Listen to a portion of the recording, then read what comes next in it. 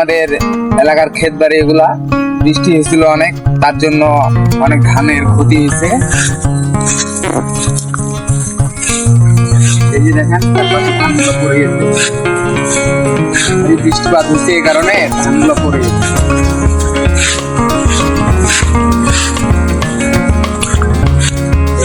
চারপাশে ধানগুলো পড়ে গেছে।